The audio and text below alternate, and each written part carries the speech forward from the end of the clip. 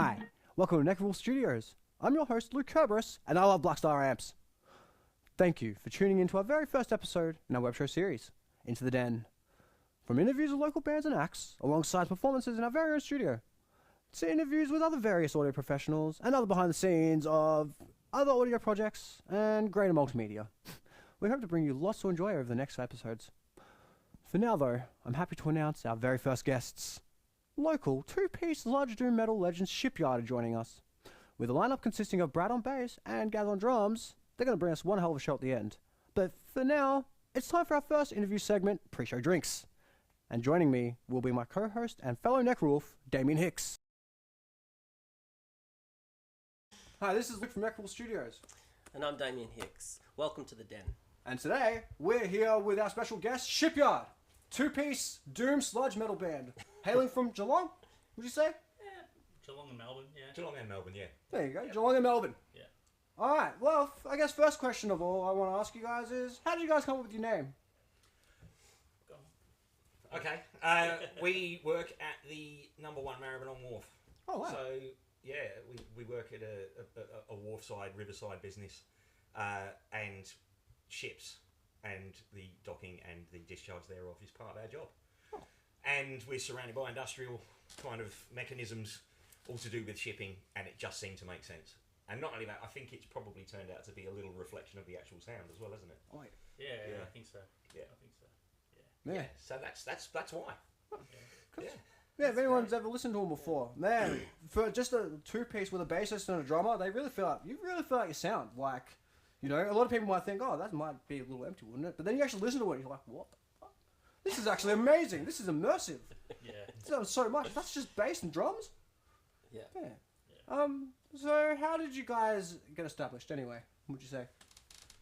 We were just jamming for, it was probably like a little bit over 6 months maybe.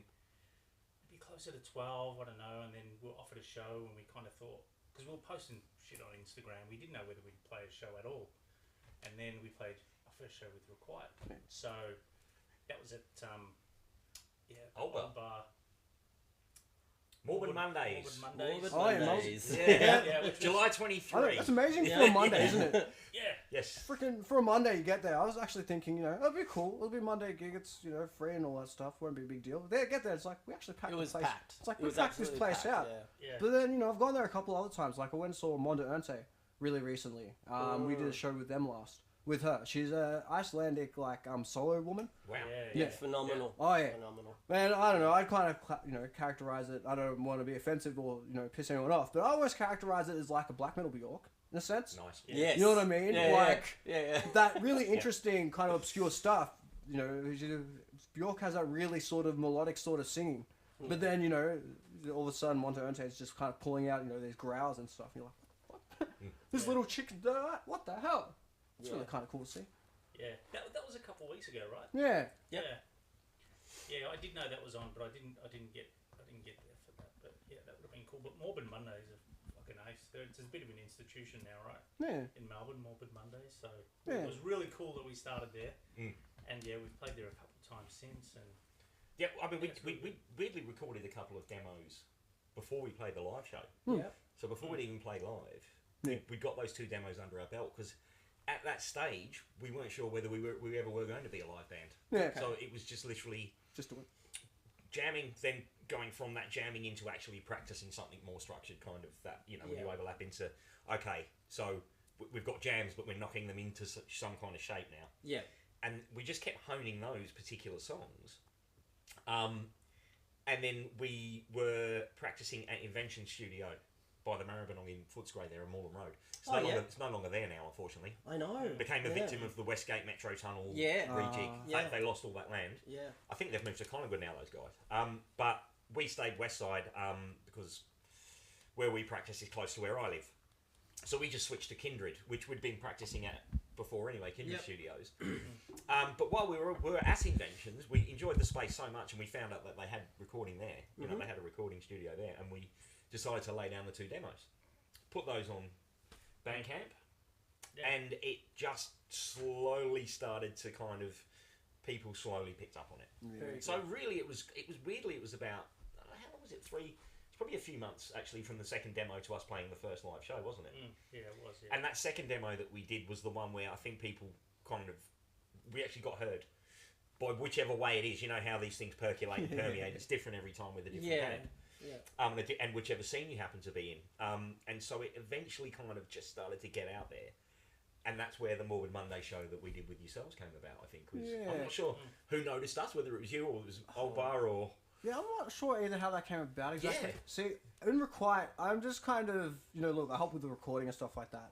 I kind of joined Requite because, look, I have my own project going on and I'm kind of at the helm with that. But I wanted to join something that I could kind of take a back seat on, just play the music, be a part of the, the whole journey and the vision. Yep. So aside from like helping with recording and, I did produce the EP. We're going to be doing another album soon. But, aside from doing that sort of stuff, like, I just leave, all the other organisation stuff happens between... Actually, our other guitarist, Matt, he started Black Oceans Media, his own company recently for booking. But he's actually been really kind of connected with people. Yep. Like, our very first gig with Requite, for example, that actually came about with Clara Dash. And they actually asked Matt about my band, Legion of Oblivion.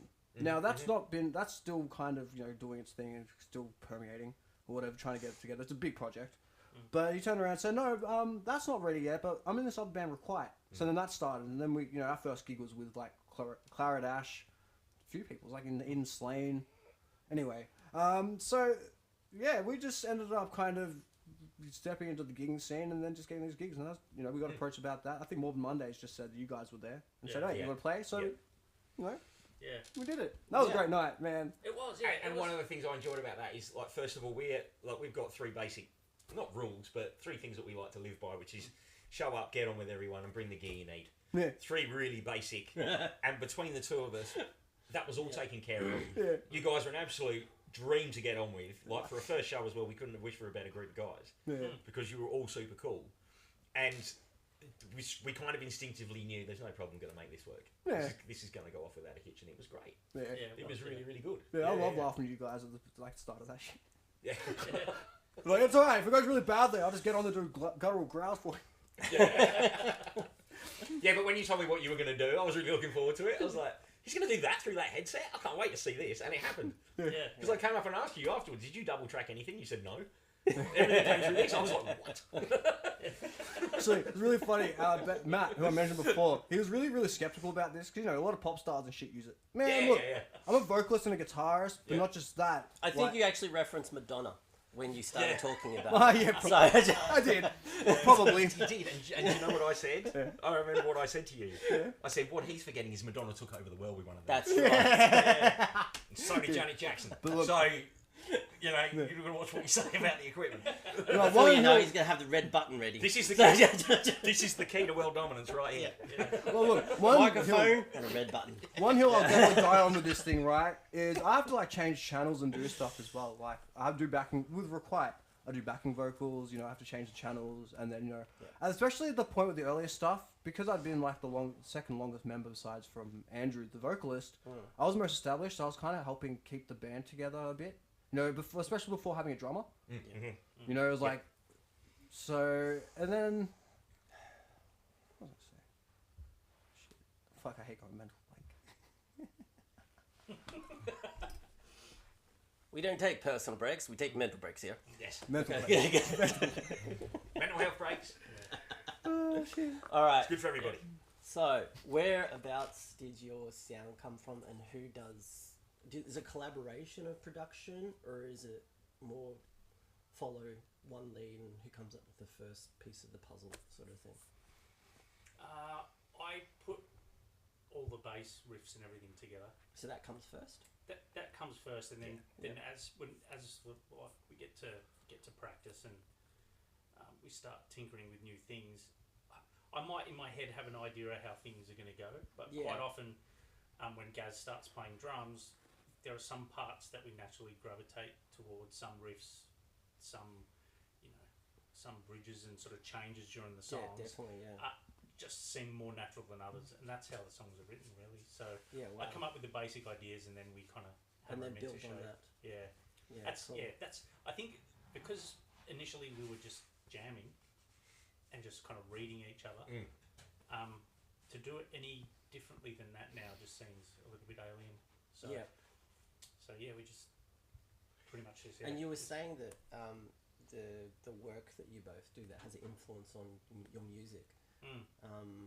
To what extent? Like, is it just in the background, the back of your head, when anytime you? It is there. You It's actually, there. you're right on it, because it's people hear what we sound like. Now we actually have, regardless of whether we're taking it on a subconscious level, we're always going to be taking in ambient noise where we work. So that ambient noise is cranes, trucks, ships, foghorns, Fantastic. the sound of the sea, Yeah. all clashing. Yeah. Which is why it's just one of those bizarre kind of like nature versus industry clashes that you see firsthand. Like you literally look out Well, you the window. witness that every day, and I think that's fantastic that you're bringing it into the music. Yeah, it is purely just observational. You know, like it literally is purely observational. You can look out the back of where we work, the back of our site, and walk out to where the Maribyrnong is, and we're right down where the Yarra and the Maribyrnong split, so you can see beyond the West Gate out into the bay from the end of. Yeah, I was going to ask you about that. Actually, I was going to ask you about that. You can see the West Gate and past the viewing tower. You know that they have overlooking the two wharves. Yeah. You can see out beyond that at the end of the island where we are. Yeah. But then if you look the other way, 200 metres to your right, there's a wetland bird colony there that's happily of existing and fossicking away right next to a really kind of brutalistic industrial facility. Yeah. And so our music in parts, I think, actually characterises that kind of immediate clash between the natural world and the industrial world. You literally got a representation of Footscray, seriously. Like, you really do. Because like I still go to Footscray Community Arts Centre, but I started my artwork there, right? Yeah, yeah. But I was surrounded by all of what you're talking about. Yes. You know what I mean? And all those crazy stories about the Maribyrnong River, which are real. Yeah. You know, it's amazing how well, it's not that amazing because it's environment and impacts where you live and stuff. But yeah, it's just cool. Well, my partner and I lived in Cowper Street, Footscray, at the bottom end. Yeah. So just off Parker. So if you look left, you see High Street and the school, but if you look right, straight away you're seeing the cranes. Yeah. So we almost lived almost not quite in the shadow of that. Yeah. But for 5 years there, you'd leave the house and look right, and there it was. There was the wharf. Brad was already working down there.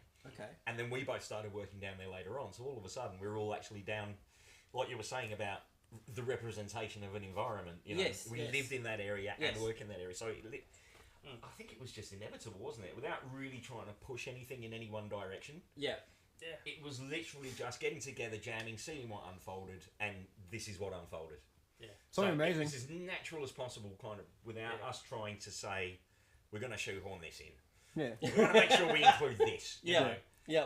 If we were doing a different type of project, that might have worked. You know, like that structure might have worked. But as Brad was saying about organically beginning with a sort of a bass riff, quite often, and one of the kind of I think the niche parts of the process that really works for us is Brad will start playing a riff that I've not heard in practice. Yeah.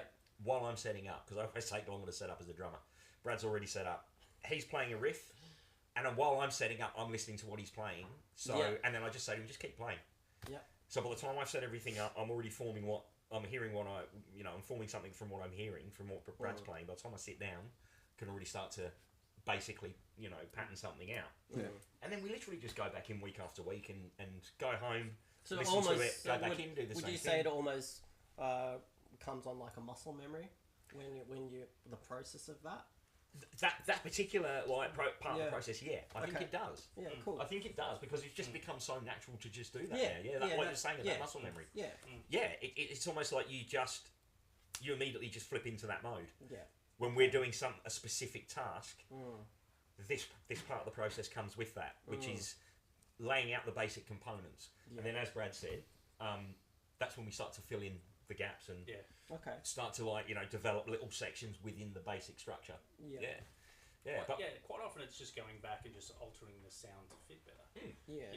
Just re-EQing things from my point of view, or at least anyway.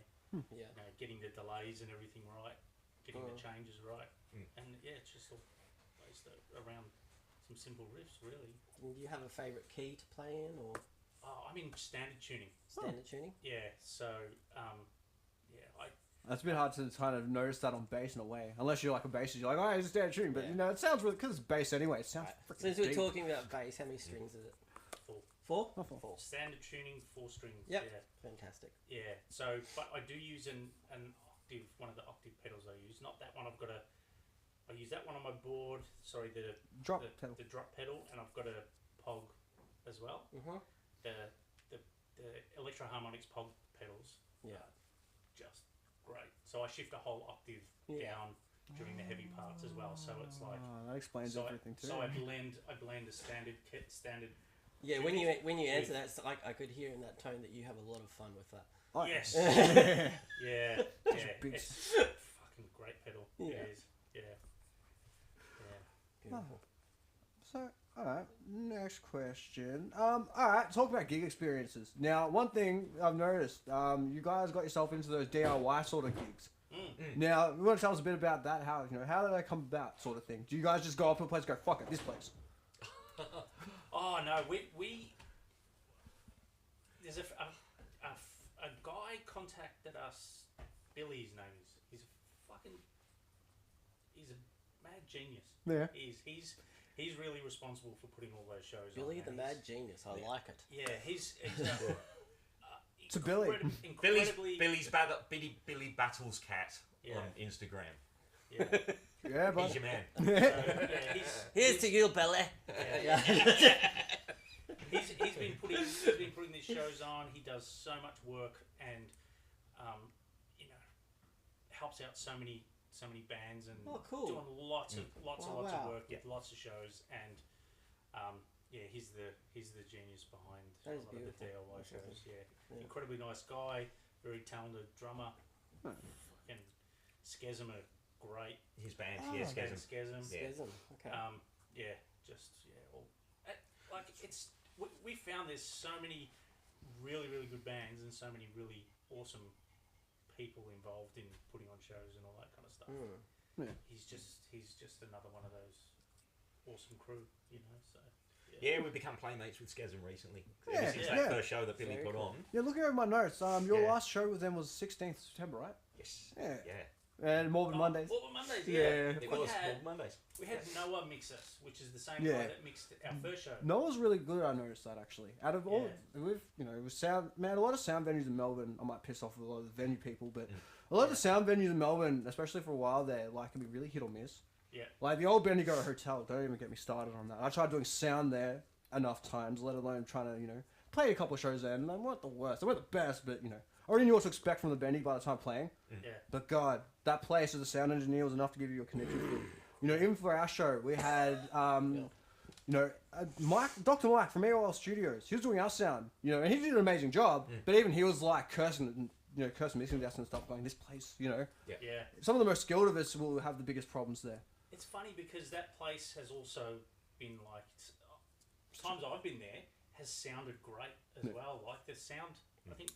Especially these days. Apparently, since the change of ownership, the sound has gotten a lot better there. That's great. Yeah.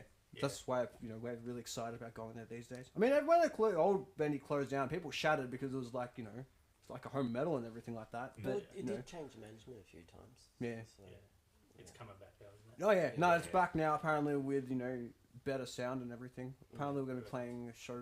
I don't know. I don't even keep track. I don't really sort out the show aspect of it. Leave that down to Matt and stuff. I'm just there to record the music. That'd Make my it sound stage heavy. presence and be awesome and then leave. Yes. Well, I don't know about the big awesome thing. More like be lame. But The Benny goes on our list of places to do. Yeah. So and we're glad it's reopening because Yeah. we didn't get a show there before it shut down. So Well, if you do the do a hoping that- warehouse one again, I want to know about it. We got others coming up. So you've got up and coming shows. Yeah. Would you like to talk about that right now? We would, yeah, why not? Great. Yeah. 26th of October. Yeah, that's Now that's with Parlour and Latibulate, and that is going to be at Cafe Gummo on High Street in Thornbury. Oh, yep. Yeah. Yep. And on the 12th of October, we have another DIY show in Preston. That's going to be a big one. That's 2 stages and about 8 or 9 bands playing, I think. Mm-hmm. That's a DIY show in a busted up old garage, Yeah. isn't it? Preston Hilton. Fantastic.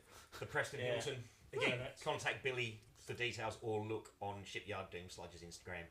So I'll put links to everything, including like Bandcamp and all that stuff. I'm gonna do that with every band that comes on here, Super. in the ending credits and stuff. But all right, back to DIY gigs. With the logistics, what are the biggest issues you find with like sound or legal stuff? We have a ghost, just so everyone knows.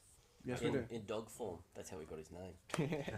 So don't mind him. He's a big, boisterous boy. He Yeah. just can't behave himself. So Well, I suppose with the DIY thing, I mean, it was funny you mentioned about the DIY. How we got involved with Billy was we were playing a show at Whole Lot of Love in East Brunswick. I don't think it's there anymore. I think that's shut as well. Isn't it? Yeah. So we played a show there, and it was only us and Bon Cleaner playing that night. There was only about 20 people there. We thought, okay, it hasn't worked out how we thought, but we still have put on a show like we normally do. It wouldn't matter who we could play to, two kittens. It wouldn't matter. We'd play the same. And Billy happened to be walking past that bar with his son that night. Like, just happened to be walking past. Heard us, had never heard of us before, could see us through the glass, could hear us from the street, and then got in contact with us and booked us. Because he just happened to be walking past that night when we were playing that Friday night. That is amazing. I love Yeah. it. He could have walked past there half an hour before or after and completely missed us, and we might still synchronistic, not yeah. have crossed paths. Yeah. But because that happened to happen, that coincidence happened, he heard us and then got in touch and said, I want you to play my next DIY show in Footscray. So Fantastic. we did that, and it's just, again, one of those things where playing that show, meeting other people in other bands, and then from there it just kind of butterfly affected out into what it is. It's, you meet one person in one band, they know someone else. You guys know how this works. Yeah. And then it just starts to go, doesn't it? And that's what happened. It just started to motor from there. I think when we first played the Foundry, we were like, yeah, great. This is the kind of venue that we kind of dream about playing, a rusted old industrial facility. This is perfect for us. This is Everyone, I did. Yeah. we couldn't have wished for any more, Yeah. Great big old kind of empty, rusting shell of a industrial facility with high ceilings and gaps in the walls. And Perfect. Brad's bass apparently recorded 102 decibels that night. He was told by a lad that was there Who recording. needs reverb? He finished playing and he came rushing up to Brad with his meter and just said, "Look at that, mate! You did 102 decibels in the back of the room." Like, wow. So with the sound stuff, like, do they have like proper live gear there? Or are you just there with your amps and like a little PA thing for the vocalist, or what happens? They pretty much run, a small PA with, they might mic up the snare and the kick, and then a couple of vocal mics, and that's it. Yeah. I mean, for us, it's kind of easy, I suppose. Yeah. Portable PA, running things off generators. Yeah. These like generators, that's brutal. Yeah. He's that kind of hardcore, isn't he, Billy? He is, He's that DIY about it. Yeah. Same in like when we got there and saw that there were two PA kind of like almost like workman's lights on two PA stands. That was the lighting for the whole venue, but you didn't need any more than that. It turned out it was perfect. Just enough. And when we played that show, after we played that first show with Billy, that was basically not us like in with them as such, if you know what I mean, because he does a lot of shows for a lot of different people. But whenever he's putting on a show and he's got a little slot there, he thinks we can fit in, he's straight onto us. So yeah, it's nice. That's awesome. It's good. And that way we get to just play with a variety of different people as well. We never know what lineup we're going to find ourselves on. I've seen you play Bomb Cleaner a few times, for example. Yeah, they're great too. Like we, Yeah. really kind of lucky to admit so many cool people doing so many cool music projects. It's fucking great. It sounds like there's been a lot of right place, right time. Yeah. That's what it feels like. Yeah. Because So it's just meant to be. all of a sudden, we get to a point where we're like, oh, we've got one more show booked and we haven't got anything, and then all of a sudden we have again. We just sort of keep getting asked to do shows, which is great. We did when the EP came out, we did 3 shows in a week, and it was too much, and we're kind of thinking now, 1 or 2 a month. We went from 3 in a most. week, and that was kind of by accident. It would have been 4 because we got asked to do another one on the Thursday night. We were playing 4 shows in 6 or 7 days, which would have been too much, really, at that stage, because it wasn't meant to be. We weren't meant to be on any kind of tour as such, But we almost ended up with 4 shows in 8 days. We ended up playing 3 and 6, as it was, and then as Brad just said, we've tried to kind of retract it to about 1 a month. But as is always the way with things, we're already up to 2 a month. Yeah. We've already got 2 in October. We're seeing you today. And we've got 2 shows lined up in October, and we initially thought that the 26th of October show was actually coming up next Thursday, as in 26th of September, until we both reread the message. Oh wait, October. We were like, okay, we've got a little bit longer now, but it's just like, okay, we'll try and stick to 1 a month, knowing or at least having that flexibility that if something else turns up within that month period, we can slot a second one in, and then that really is it. We've got to try and just put the brakes on. Just a bit. Just a bit, because I mean, there are other bands. Obviously, there's people in the other bands that can devote more time to doing what they're doing. Yeah. But we obviously have jobs and lives and everything outside of what we do as well. So we just not trying to control it with too strictly, but just being sensible at how much we can manage. Yeah. And just adjusting things slightly to fit. Yeah. Instead of going bullet a gate like we have done on a couple of occasions, which kind of hasn't not backfired on us, but certainly you just end up knackered. It just burnt us out. It was more burnout than enjoyment. Yeah, and you never want that. No. So it's like anything to work, hey. Yeah, exactly right. It shouldn't feel like work. It should feel like fun. Yeah. Exactly. But those DIY shows though, they're a hell of a lot of fun. Good. And they're all benefit shows as well. Yes. Oh wow. So rather than have to go through the whole rigmarole of chasing payment from a venue, you just know, you just turn up. You're doing it for the love. You're contributing money and time and effort to a cause that you want to get behind. Yeah. And it's just all joy. Yeah. Like there's nothing shit or. There's no negative muso, clicky. We've not found that at all. There's none of that kind of stuff. Because you're not in black metal. Look, the nuances in the black metal scene are something I can't touch because I wouldn't know. I know that there's a lot that goes on in that scene. Look, I'm one of those people. I've kind of stayed outside of everything normally, even like scene-wise stuff. Even when people kind of, people saw me around, they didn't kind of know me very well. Because I just kind of kept myself away from it all. At the end of the day, I've just been a dude who listens to what I like and stuff, and like talking to people who like what they like. I don't think you would do it if you weren't enjoying it. Yeah. But so I don't know. A lot of this stuff is very lost on me. Look, I understand there's certain things of racism and other points that come up. National socialist thing. Yeah. And I think that comes into a little bit. But I don't know. I guess it's just we've become so part of it as well. We've become so categorized. We're trying to just over categorize everything, all these little subgenres and sub this and sub that. Yeah. It becomes really divided. And it's like, okay, look, as someone, for example, that grew up around, the 90s, early 2000s and listening to metal, when emo started being like really popular. Yeah. And back then, even though I was kind of like, fucking emos, rah! Yeah. But now, like, I was starting to fall into traps like that, but then I had to kind of take a step back and wait, we all come from, it's all, at the end of the day, it's all just music. Fuck all the rest of that stuff. I might not like it myself, but let people enjoy whatever they want to enjoy, right? Not bothering you. Yeah.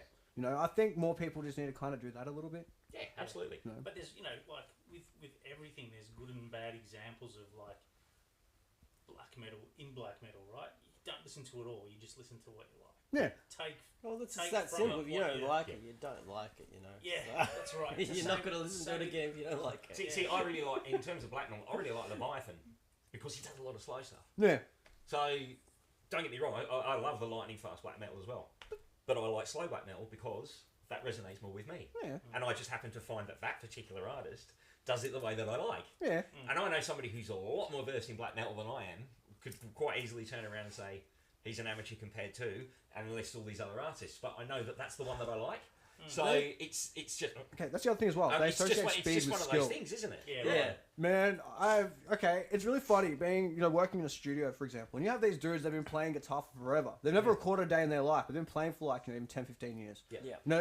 They think they're coming in legendary, but then they actually record themselves like, what the fuck is that? What did you do to my recording? You're like, dude, have you ever recorded before? No, why don't you need to? It's like, no, you need to. This is one thing I think every musician should kind of do. Every band, right? One suggestion I should give you. Listen, if you want to know if you're ready to go to a show yet, listen to yourself play. Listen to yourself play live. and listen out for things. I mean, you don't have to play exactly pristine. You know, just as long as the songs kind of flow and you kind of sound like you're together. But that's one thing everyone should do is kind of listen to themselves jamming and just kind of see, you know, it also help improve things. You might be able to go, okay, you know, the second time we go to this verse, we're all falling apart here.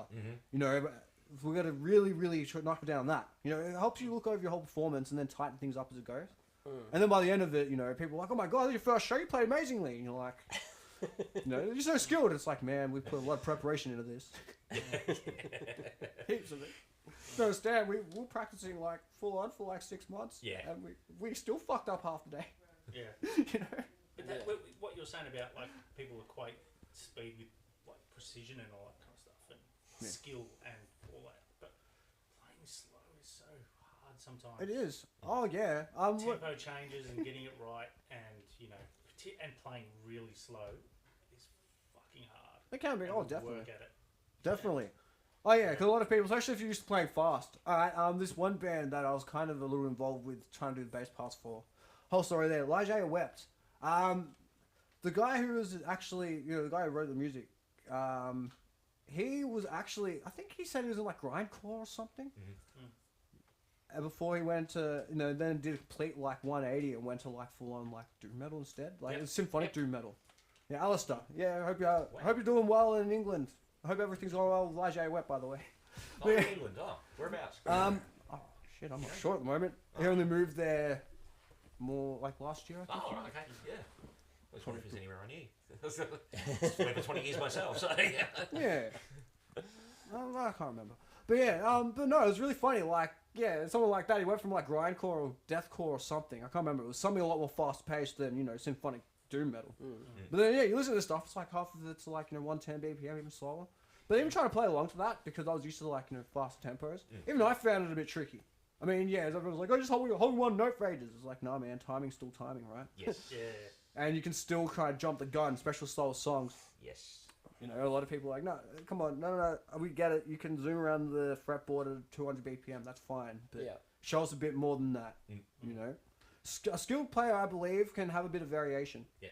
You know, I mean, people do what they do, and some of them, you know, there are a lot of guitarists out there, especially lead guys. They can't help but fucking everywhere, right? It's just their style. And that's cool. But you also notice even with them, they will kind of have points where they can, you know, know how to express notes. Yes. You know, with solos, not every solo has to be, you know, fiddly-widdly. Some of it can be, you know, ring out notes and knowing how to make... Yeah, it could be diddly-doo as well.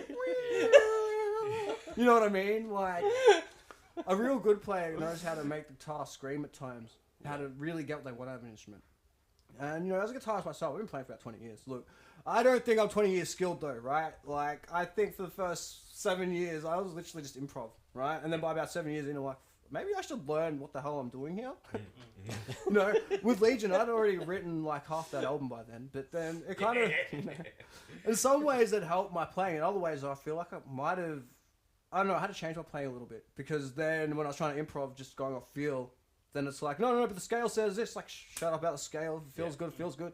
Yeah. You know? Yeah, you can always, if you're enjoying what you're playing, you can always learn structure later. Yeah. And Well, like we obviously all of us would know structured players. yeah, But I think people who are overly structured, you lose a little bit on the other side of yeah, the actual freeform freedom, stuff. Yeah. creativity. That kind of goes out, and then you get a very clinical player, which is great. Someone can make an excellent living for themselves as a session musician doing that. But a lot of session musicians then find it hard to go outside of that and then be in a more expressive freeform kind of band. So I've never had a drum lesson. Everything that I'm playing, I've learned myself. Yeah. That's fantastic. Literally. Yeah. I hadn't touched a drum. I went 10 years without going anywhere near a drum kit before Brad and I did this. Yeah. Like in any serious capacity. And even in the 5 years before that, when I was noodling around with projects here, none of that ever took off the ground. So I was literally just sitting in for people for a little while, and then stepping away and then doing something else, and the same thing, you know, kept happening. And then after a while, either nobody was doing these projects or people were doing different things, and it didn't really particularly affect me because I thought, well, if I'm meant to pick up the sticks again and have another go later on, I will. Yeah. And sure enough, this came along, and that was when it was Yeah. meant to happen. And what you're saying about playing freeform, I think one of the things that really works for us is that that's how we practice. Yeah. Oh yeah. Yeah. So what you're saying there about your playing, you know, being that if I was a really technically structured drummer, and then Brad came in playing something, you know, like very imaginative, I might be a little bit too square in my playing to be able to really respond and react to what he's doing. Yeah.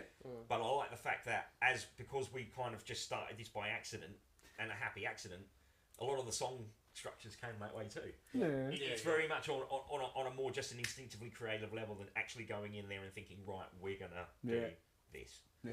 Yeah. Yeah. Actually, no. Okay, one thing I think that I also did initially, I had actually before I had Guitar Pro or Guitar Tab software, I literally had papers this thick.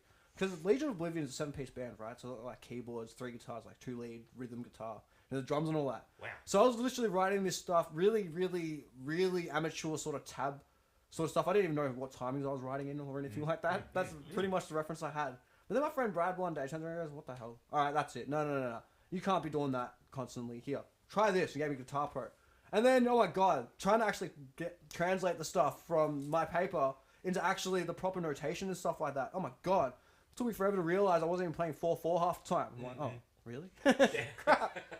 Yeah.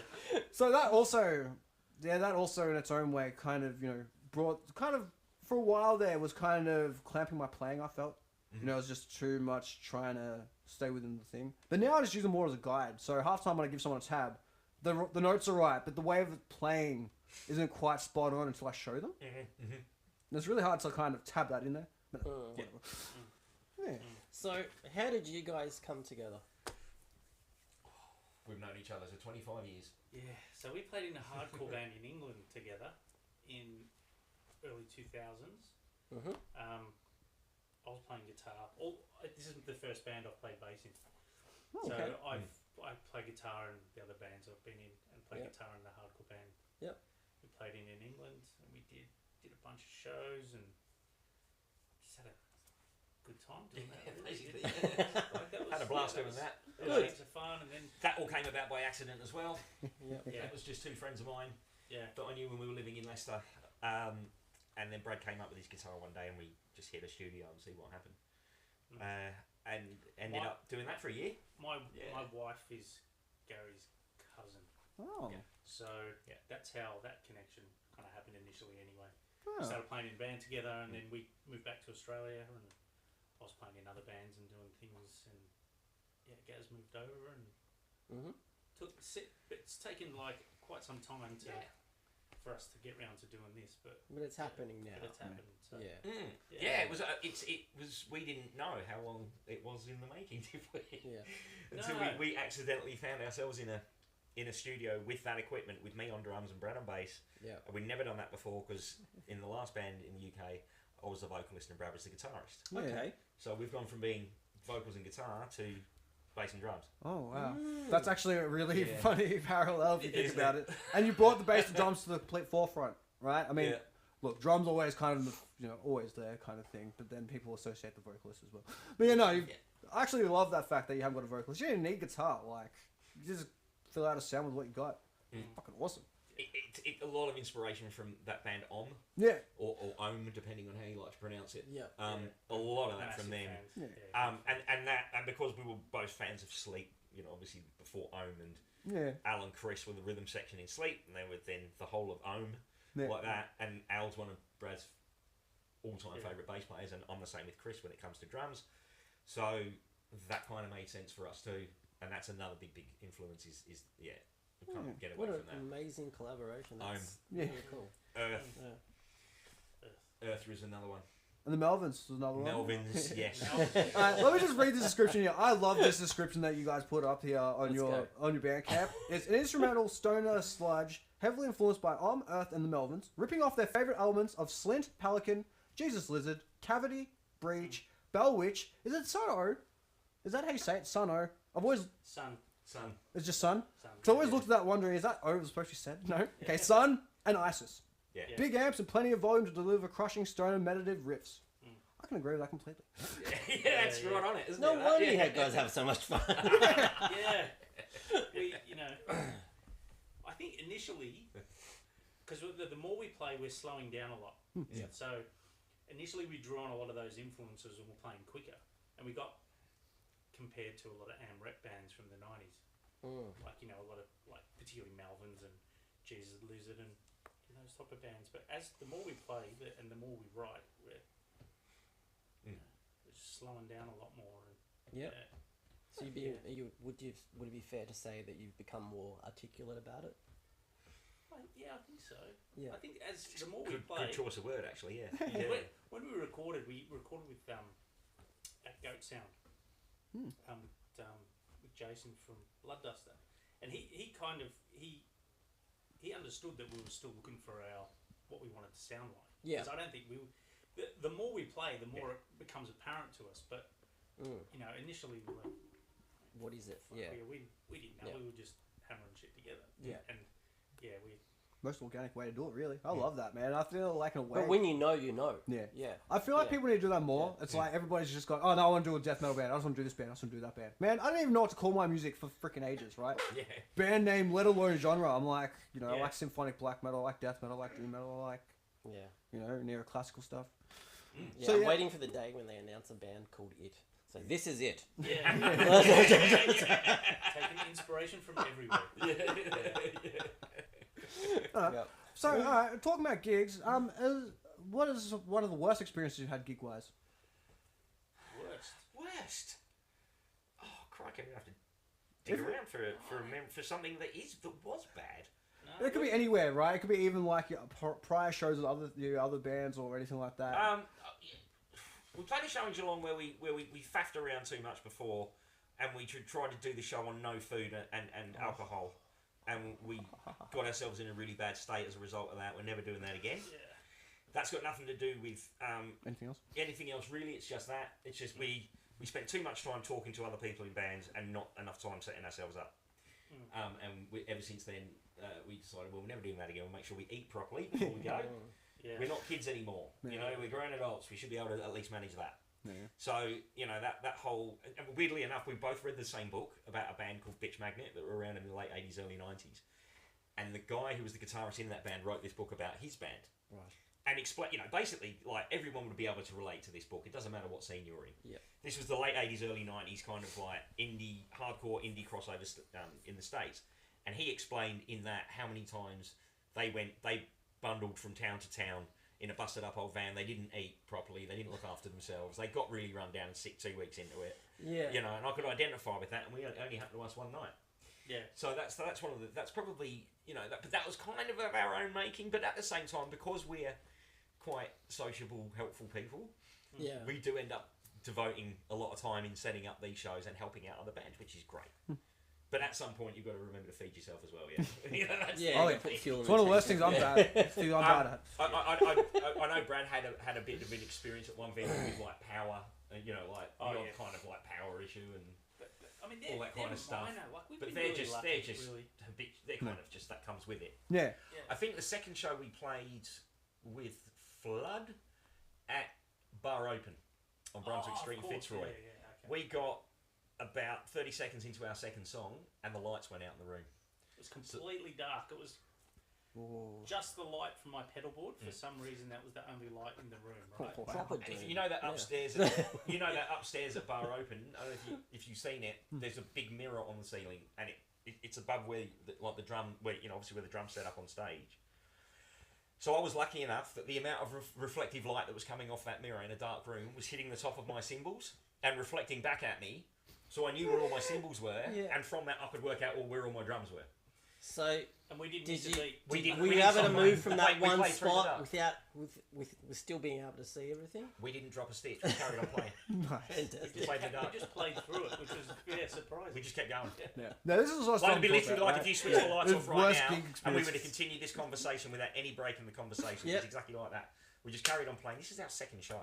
God damn. Yeah. And I think it was very much that sink or swim moment for us, because it would have been really easy in your second show, with the lights going out 30 seconds into your second song, for you to just go, all right, we'll just wait for the lights to come back up and we'll start again. But that didn't happen. We just went through it. We just you always got it right. But played it properly as well, didn't shamble about in the dark, thankfully. And then the sound guy, he was a really cool guy actually, and he was so apologetic afterwards. He goes, "Oh God, I'm so sorry about it. I don't know what happened and all this." I was like, It's fine, mate. We never do though, right? Yeah. There's so many ghosts in the system. It's so Yeah. weird. Like, Yeah, and we said to him, that's not your fault. You didn't predict that was going to happen. Secondly, you mixed us really well. Yeah. So we've got no complaints with your effort. You were great. Yeah. You know, it's not your fault the lights went out.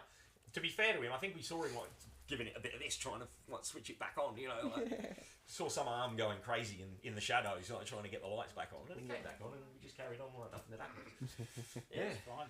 Oh. That wasn't like the worst experience. It was just a experience that has a bit of storytelling value now. Yeah. This is it. We're Yeah. really scratching around to try and find something negative.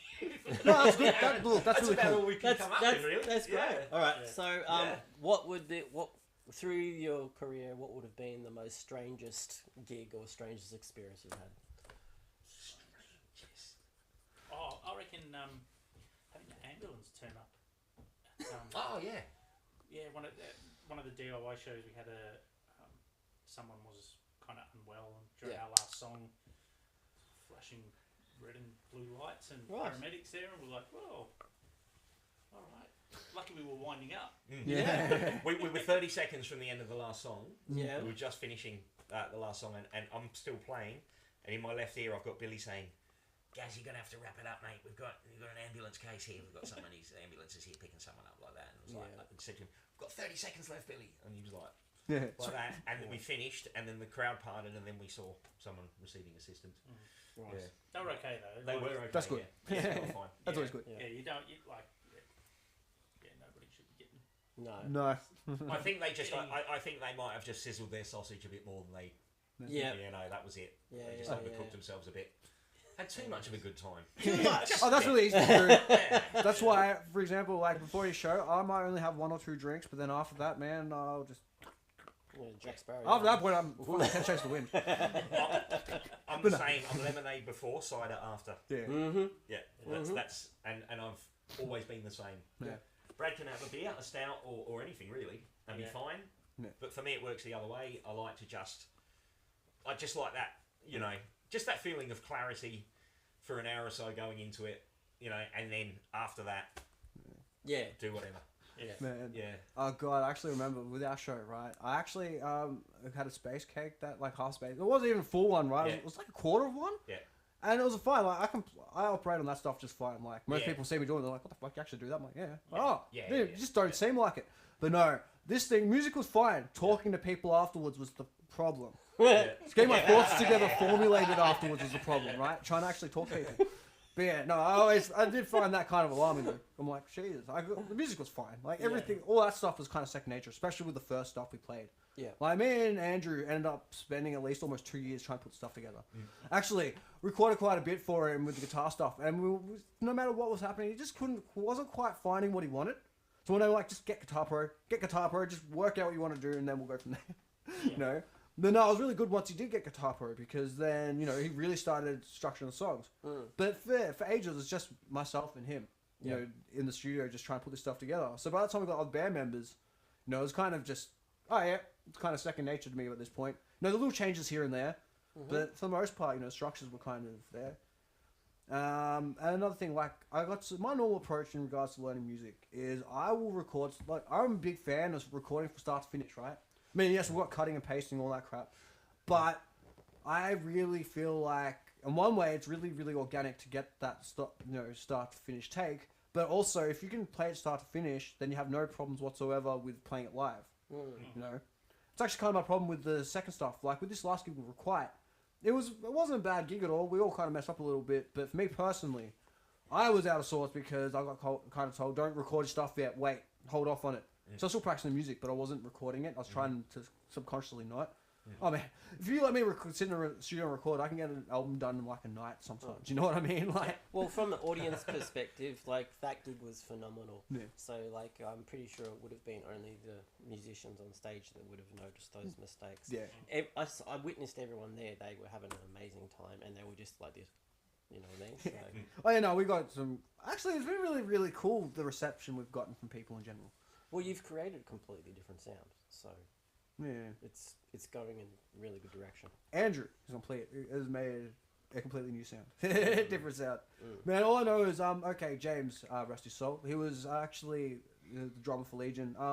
He put up an ad one day, and saying about post black metal. Now look, I didn't know what the hell post black metal was. All I know is I saw black metal in it. I'm like, fuck it, I'll do it. Someone's also giving me a bit of hell on there. It's like saying they're looking for 2 guitarists for a band, himself as a drummer and a bassist. Yeah. And some guy got on there and started giving him hell. Yeah. And I didn't mean to actually respond to that guy's comment directly. I just meant to make my own comment, but it did. Turn around and say, hey, don't worry about it, buddy. Bring your bassist down to my studio. Let's see what we can do. That's kind of just how it started. But yeah, the whole time, like, I kind of just like, fuck it. It's black metal. What can go wrong? Yeah. And I'm starting to understand it now. There's a lot of shoegaze, sort of death gaze sort of elements to it. A lot of, I guess. Yeah. We play with a band called Lily of the Valley. Yeah. That are blending a lot of those influences you've just talked about. Okay. So there's black metal, shoegaze, post metal, whatever you want to call it. We played the show with them in Preston, and we knew one of the guys. Well, actually, we knew 2 guys in that band because they're in another band called Latibulate, who we're also playing with. So we'd seen Latibulate play, and they're kind of screamo metal, but more emphasis on the metal, on the thrash. Yeah. But then those 2 guys also play in this band called Lily of the Valley. So they're borrowing influences a little bit from the other band, but it's kind of like more along the lines of what you were saying there, and they're not worried about blurring the lines between 3 different sounds and incorporating that into one song. Yeah. And that's what I like about that as well. Is like you're saying, like people say black metal and they have this idea, but there's so many layers. Oh yeah. Totally. So, and what you were saying about scenes within scenes, everybody's like suddenly, all right, someone's doing this over here. Oh, someone's borrowed from that, and they're doing this over here and joining up with what started over here. Next thing you know, you've got a new triangle of music that's been created, and people working in that, and it's like. It's really cool because it can be like good and bad at the same time. Like it's really cool for more variety, but that's really bad when people start getting into their whole like clandestine nature of oh, you listen to our music, fuck you. It's like oh yeah. If I could elitism. Yeah. If I could take you back in time 25 years, I feel like I'd be more at home. To the amount here you would, but if you're in the UK, the amount of clicky scene bollocks that was going on there, and that kind of thing as well. Yeah. Like people deciding what other bands were, not letting the band speak for themselves. Like, oh, you're part of that scene. Oh, you sound like this. You're over there. You're in that scene. You're blah blah blah blah. Oh, you're in that scene. Why do you sound like that if you're in that scene? And there was all this kind of stuff going on, and it kind of sucked the enjoyment out of it a bit. Sometimes, some bands you'd kind of meet at shows and all that kind of stuff, and yeah, it was almost like they would get slightly offended if you didn't live up to their expectations of what you should sound like. Yeah. And that was always a kind of a bit of a weird one, It was like it's just that wading through bullshit you can do without. Yeah. Right? Yeah. And we've not found that. We've not found that recently, actually. Yeah. That's good. Yeah, all the bands. Yeah. I think just being like being kind of like probably older than pretty much everyone else in the scene, or most people in the scene, and having kind of been there and done that once, and been through that once, and neither of us were particularly interested in all that kind of scene stuff, and labelling and categorising and all that. We were never really into that anyway. So it's refreshing that this time around, when we've started this again, we have played with so many different bands, like yourself, all the way through to whoever else is at the other extreme end of requirement, which would be like Sheep or someone like that, I guess, would be at the other end. Yeah, kind of. Dunno. Spawn, maybe. But finding yourself on lots of different bills with lots of different bands and lots of different people. It's been great. People blending influences from everywhere. Yeah. Yeah, it's fun. Makes it fun and makes it refreshing instead of stale. Our spiderweb of people and shows is one that we're very happy with. Yeah, absolutely. Yeah. Right. On that note, what's the funniest thing that's ever happened to you guys? Funny. They're funny. Oh, goodness me. Looking at me doing shit. No, I'm joking. You haven't had enough drinks yet. A sober reaction to that question. Goodness. What's the funniest That thing you're allowed to talk about. that we're allowed to talk about? Even if you're not, no. I think, well, having the guy who was running Kindred on a Wednesday night when we first started practicing there, we didn't know what his name was. We found out his name's Craig, but we actually called him Garth because he looked like Garth Algar from Wayne's World. He really did, and he had the same mannerisms and everything like that. He was like Dana Carvey, Australian Dana Carvey, basically. Yeah, okay. And I think, like, this is very, very early on, so Yeah. we've only been practicing there a few times, just as us two. Okay. And then all of a sudden, Dana Carvey's popped his head round the corner while we're practicing. He goes, "Oh, you guys sound great," like that, Close the door, and then it always became like an informal. We actually found that he was abandoning his post when we were practicing on a Wednesday night. We'd find him drifting up and down the corridor instead of doing his job because he was basically hanging around our room, wanting to hear what we were going to do next. And That's awesome. He's lurking. He's lurking around. Yeah, he's lurking in the depths, and he's lurking in corners. And then we'd come out with our gear on trolleys, and he just mysteriously happened to appear and go the other way. "Sounded great tonight, guys." Like Australian Dana Carvey. We're like, "Thank you very much." Like you weren't painting a fence. Yeah. Yeah, that's right. Yeah. We were there one. Missed We were the there spot. one day actually, and you know that guy, that big guy. What's his name? Coxie. That's he does that. Coxie's big break. Oh and- yeah. So he was there, right, at Yarraville at Kindred Studios. Right? Okay. Yeah. And being him the way that he is, he just assumed that he could just walk into the storeroom there and start grabbing the shit out for whatever they were doing. Right. And this guy, Craig from the studio, fucking get the fuck out of here, can't you? Get the fuck out of here, he said, to this Coxie guy. And this guy went from this towering giant with a booming voice down to this little man who was cowering from this, From Garth Algar, the Aussie Garth Algar. Yeah. He's like, "Can't you fucking read? It says fucking staff only." This Coxie guy was Well, I'm Coxie. We did a yeah, exactly right. This guy in the studio just fucking owning it. It was great. It was fucking wonderful. This is my domain now. You can fuck it. Yeah, right. You're like, "You're gonna fuck up." No, There was another night we were practicing, and there was a really, really good Polynesian dub reggae band practicing across from us. Yeah. And I love dub reggae. I actually probably played the least amount I've ever played in the studio in Kid because I was too busy listening to them across the hallway. They were so good. I was like, if I start playing, I can't hear their drummer. Their rhythm section is amazing. We're a rhythm That section. doesn't work for me. I'm And sorry. we're hearing these these dub reggae boys across the hallway. So good. I was just They were like, having a good time too, which was oh yeah, they were. yeah, it was great. Yeah, hey, so that's quite funny, Sonia. I'm sure you've had that experience yourself. You're in a practice room and then you die down, and you hear something completely different coming from the room next door, and then instinctively you know whether you want to stop playing for a bit and listen to it, or crank back up because you don't want to hear what's going on next door. Been a few times where I've been in that situation. I'm like, "Oh yeah, that's cool in the other room," and everyone else is bitching. They can hear the band in the other room. I'm like, "Well, what's a fucking, what do you want?" Like, what do you want? We do get asked to turn the volume down. Oh yeah, we did, didn't we? Yeah, we do. We don't anymore, I think, because we just Scared those people off. They wouldn't book again near us. but we have a habit of being super loud. Well, they remember you now, Mate. so. Is this against other metal bands or non-metal Shipyard bands? on tonight? Yeah, we'll book the next night. Thanks. Because I imagine with metal bands would be alright, but if someone's trying to do some slow country song or something like that, and then all of a sudden you hear boom, boom, we're like, what the Someone's at the door. Yeah. We had someone next to us one night, and she was a singer-songwriter in the kind of like the vein of, I'm just pulling two names out here, Katie Noonan, Kate Milhikey, something like that. So it's very gentle music, and she's got a very gentle voice. And then next door we're going "Rah!" like that, and like, in between songs we could hear her complaining like, yeah. It's like, oh my god, every time Can you I guys turn the noise down, please? Turn the noise No, down. we really can't. Sorry. This is what we do, and this is the volume we operate at. this is metal. Yeah. Das ist metal, yeah. We are called Shipyard. Yeah, called Shipyard. The name speaks for itself. Get out of that shipyard.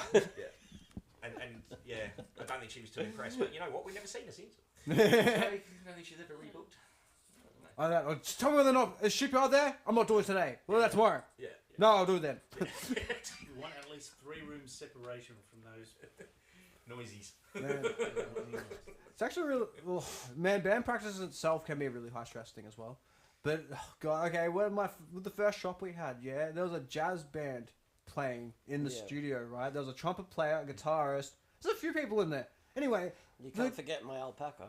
But no, the guitarist. One thing that really spun me out as a jazz player was going on about how they weren't reading sheet music. Mm-hmm. I'm like, you're a jazz band? What the? Why do you need sheet music for? It's a jazz band. What the hell? It's like, isn't that supposed to be like the most freeform stuff ever? And you're complaining that the trumpet. To a degree. But it's like, It's to a degree. Yeah. no, they complain the trumpet guy doesn't know how to read. They sheet read music. the music and they stay on point, Yeah. but they freeform it. But like everyone else is kind of shocked, going, "Well, wait, this is a jazz band," and because the trumpet player couldn't read sheet music, he doesn't. He just plays Yeah, by ear or okay. whatever. And the guy's Yeah. like, "Oh, what? I'm like, wait, you're a jazz band? You're that caught up about it? At the very least, respect the freeform. What the hell?" He didn't last in that band long. Like he literally was. I think it was his first or second show up at that place, for the audition. And then by then he was like, "I don't think I want to do it with them anymore." I'm like, "Why?" And he started complaining to me like I'd understand. I was just looking at him like, "I don't understand."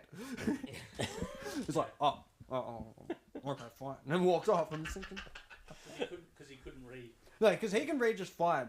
It was the trumpet player that couldn't read for the band, Ah, okay. and he just cracked about that. I'm like, "Does it matter when you can hear? You can listen, listen with your ears." Yeah, well, there is different styles of learning, and there's people who are kinesthetic, and there's visual and all of that. So and some people have got memories, like phenomenal memories, so they can just visual memory. And sorry to any jazz people I might have offended with that comment. It's jazz; you can't offend them. Hey, that guitarist got offended, so you don't actually know. They'll just improvise. They'll be fine. Okay. Yeah, exactly. This interview format is a tribute to jazz. Just remember that. Yep. Yes, that's the most free-form thing ever. If you're expecting scripted stuff, well, watch something else because I don't know how to do that. Even if I got my script here, right, and I think I barely followed it at all. That's why you see me look at my phone. I'm not being rude. I'm not being like a generation something that plays with their phone these days. No, this is actually we've only done one interview before, and that was a radio interview for Stu Carlson at Triple R. So Yeah. this is our first Fantastic! I actual love being Triple R. aren't they great? Yeah. Yeah. Absolutely. Yeah. That's a big thing. So this is the first one we've actually done on camera. So Yeah, and this is the first time I'm doing it, so thank you so much for coming. Yes, like, thank you so much for being Yeah, here. you're welcome. best Yeah. test ever.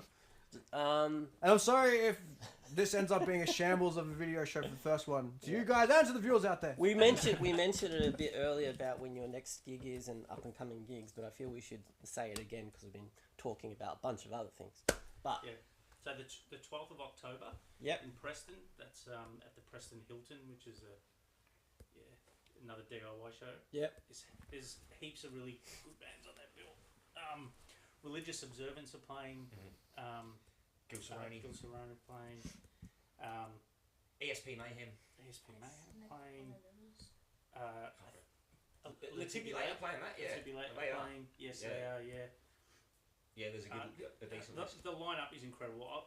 I'm about to post another ad for that show, so that'll be on there. so keep a lookout for that. Yep. So, And then the 26th then the Yep. of 26th October, of which I Very think good. we mentioned before, which is with Latibulate again. Yep. And Parlour. Yes, yeah. It's Parlour and Latibulate and ourselves, and possibly one more. We're not sure. We're not organising it, but that is on the 26th of October, Yep, and that's at Cafe Gummo on High Street, Thornbury, fantastic. which is just up the hill from Thornbury Local or the Croxton, if you know those two. Yep, It's literally the next block up. yep. Sweet. Yeah. High Street's very good like that. Amazing. If you're going home, you're not going home because you walk past something to go into. Incredibly fun. You know, I lived in East Brunswick for a few years there and used to dip over to Northcote Thornbury quite a bit and remembered that the High Street was good for a lot of things. And then having lived in the West for so long, didn't go over there for ages. And just last week, a few weeks back, we actually met with Ray from Primitive Moth, who we're going to record with next. Okay, That's very good. Something else we might Yeah, talk about actually. yeah, go for it. Yeah. Trying to think of it. So the EP we got out, we were approached by Primitive Moth, and they want And what's the EP called? to Swing Bridge. Uh-huh. Yeah, so they're gonna press that to 12-inch, Ooh, and they've asked us to join the roster. So yeah, we're recording again next year. Mwah, And chef's then kiss. hopefully we'll have something else out. amazing, Yeah. amazing. Man. Yeah, we're looking at working on 3 brand new tracks, hopefully for that, for Yeah. when we record, and then recording those Mm-hmm. 3 tracks and having those as the next release. Okay. Yeah, and but they're very very early on at the moment, those tracks. Yeah. So Yeah. we only have names for 1 out of 3, and that isn't even finished. So we're going to keep that under our hat for now. Yeah. Very good. Good on Yeah, you. and then once it's ready Keep to it in the lab. show to Yeah. everyone else, Yeah. we'll go for it then. But that's not too far off. Mm. I think we're currently still enjoying playing the 2 tracks off Swing Bridge, which are Longboat to Lindisfarne and Sirens, because they're our 2 newest songs, and we almost feel like we haven't actually finished with those. Like, you know, we certainly haven't. Yeah. run all the juice out of them in terms of playing them live. We're still finding newer and better ways to actually play those songs, even though we've already recorded them. I think that's what we do as well. We just constantly enhance what we're doing. Yeah, it's just how it is.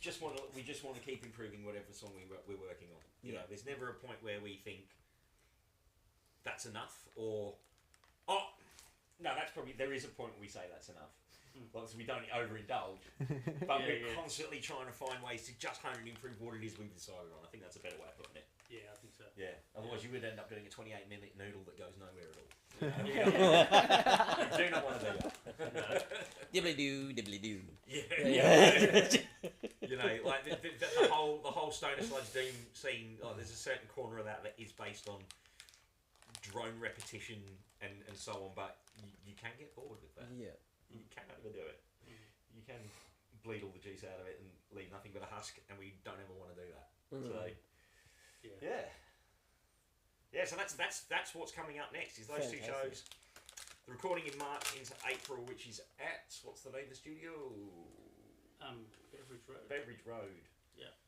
With Mike Deland or Deslands, depending on how you pronounce it. Yes.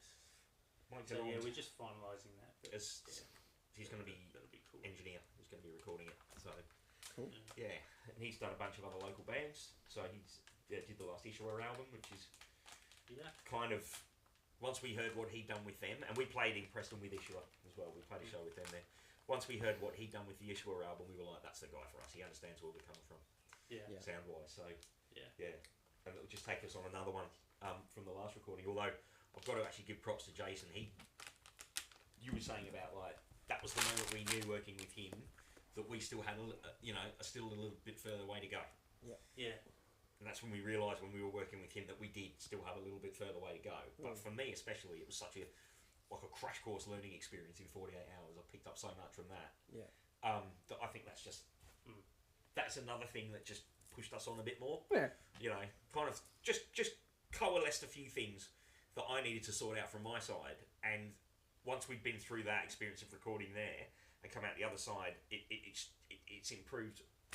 I don't know, a lot of things for us, just in terms of like, our relationship, sound wise, sonically, live shows, kind of everything, really, because it was a kind of like not a pressure cooker, but we were suddenly squeezing a lot into a short space of time.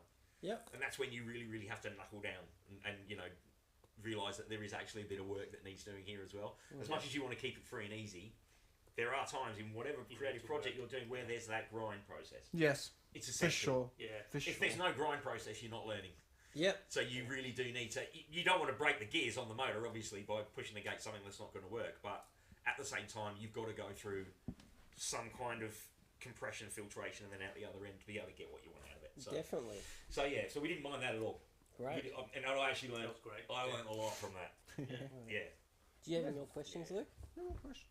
I don't think so. I think that's... Oh, what are you going to play for us today? Yeah. What song are you going to play for us today? Ooh. We're going to go Longboat to Lindisfarne first. Yep. And then we're going to go Drop Anchor second. And then Sirens third. Oh, Beautiful. you've got one from everything, eh? Yeah. From every one of them. So Yeah. we've got the two tracks off Swing Bridge and then Drop Anchor in the middle. Yep. Nice. Yeah. Beautiful. Yeah. Beautiful. Because, I've actually been keeping up with the music. From Ballast to Serpentine to now Swing Bridge. It's all amazing. You can also hear the evolution. Like, I think I was telling you earlier. When you were telling me about how long you'd been away from a kit and how long you'd only been playing again, I'm like, what the hell? Yeah. You sound amazing, man. But no, you can really... even from that point, you already sounded really good. But then listening to as your music progressed, you can really hear how your sound's progressing more. Really kind of knowing, well, I guess it's just knowing more what you, knowing your direction. Yeah. Yeah. Which is something we are still figuring out. We're getting closer. Yeah. I feel like that's an evolution that happens it should happen over everything you release, right? There should be some sort of journey instead of sounding like you're just rehashing the same stuff. So I mean, it's been a long time since everyone has been alright with just going to see AC/DC for the same show every time, Yeah. These days, people are kind of like, nah, now we need, especially with the way the times are, it's all go, go, go. Man, people's attention span is 5 minutes long. Yeah. You can barely release an album anymore. Like, they tell you should, drop release Spotify tracks and stuff. Man, the whole thing is Spotify in general. I mean, it's good. Look, okay. I think that whole thing's a conformism thing anyway. The only good thing about it, alright, they say, when you get people turning around to you going, oh, here's a gig for exposure. Spotify. Now, Spotify is the gig for exposure, right? It's the only good thing about it is exposure for things. I will say right now, anytime that I have any band on here or when I'm dealing with bands or even with my own record label, NekroWolf Productions, one thing I always urge is for people to go directly to Bandcamp or Yep. directly to where, Bandcamp. you know, Yep. the artist is supported completely. Honor the artist. That's right. You know what I mean? It's all well, I understand it's all that convenience crap about, you know, streaming it off your phone or whatever. But no, if you really, really, really want to support the band, then yeah, your best bet is to going through things like Bandcamp. Yeah. Yeah. Exactly. Agreed. Yeah. Absolutely. Yeah. I mean, and that's the first thing we did was set up Bandcamp, wasn't it? The Yeah. very Yeah. first move. So go to Bandcamp. Yeah. Look up Shipyard. Yeah. Get to it. Everything's free. Yep. So yeah. Yeah, we haven't charged a cent for anything yet, so we don't even have a threshold on our Yeah. EP, do we? No, At no. the moment, I think it's just one of those things where we were obviously not a commercial enterprise. You know, we're not looking to make a fortune or anything. No, but you're honoring yourself Yeah. by doing this. You know what I mean? Absolutely. Like yeah. it's blood, sweat, and tears. Yeah. It takes time and energy, and money's not the only cost of things. Okay. No, true. So very last, you're but- investing your time. That is worth a lot. Yeah. Okay. Yeah. Yeah. And your passion and you're investing this energy into creating something which is worth value, Yeah. which you guys are. Yeah. Awesome. We Yeah. That's, and you know what, you've hit the nail on the head there, because that's the whole principle behind what we're doing. Is if we weren't having fun, we wouldn't be sitting here doing it now. Yeah. We wouldn't Awesome. be talking to you. Yeah. we don't want to If this exclude was Yeah, it's gonna be some stuck up sort of. Yeah, that's don't- one thing I didn't want for this show, right? I want it to be kind of casual and stuff. I don't want it to be completely a mess. So I might make it like anyway, but Yeah. I don't want it to be like overly structured and scripted. You know, fucking. I don't have some executive producer to deal with. I don't have time frames Chaos, to worry natural about. order. Yeah. Any of that crap. Fucking the script's just there, so I don't fuck up my words all the time like I've already half been doing. But it would have been worse if I didn't have my notes. You know. Yeah, it's just sheet music. Everything's Yeah. for you. Yeah. Look, one thing is laziness, but another thing is I don't know. I feel like these things might add hilarity, or it might make people roll their eyes. We'll see what happens. We'll see what happens. Well, yeah. I might just take them out and start playing marbles. We get I both. don't know. Brilliant. So- Yeah, eye rollers are welcome on board. Yeah. That's more right. It's more views for Yeah. our hosts. They'll roll faster on the shipyards. Yeah. Yeah. Well, thank you very much, gentlemen, for coming in for the interview. Yeah, thanks for being here. Thank you You're for inviting more us. than welcome. Yeah. Thanks for inviting us. We've had a Yeah. ball. All right, stick around, and soon we'll be back with their live performances.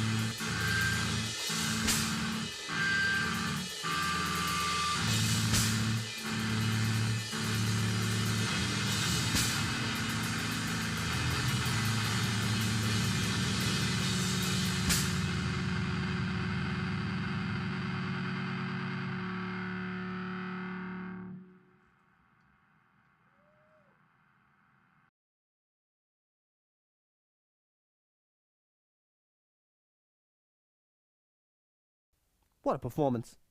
A massive thanks to the guys at Shipyard for giving us the honour of being our very first guests. And if you've never heard of them before, and you like their prior performance, please check out the links. If you'd like to be a guest on our show Into the Den, please contact us at NekroWolfStudios@gmail.com. We would love to have you on the show. I hope you've enjoyed our pilot episode. This concept is under new territory, and I hope to have the opportunity to vastly improve it with the next episodes. If you want to see more from us, please don't forget to like and subscribe to this channel. This has been Luke Kerberus from behind the desk at NekroWolf Studios. Goodbye, and thanks for watching.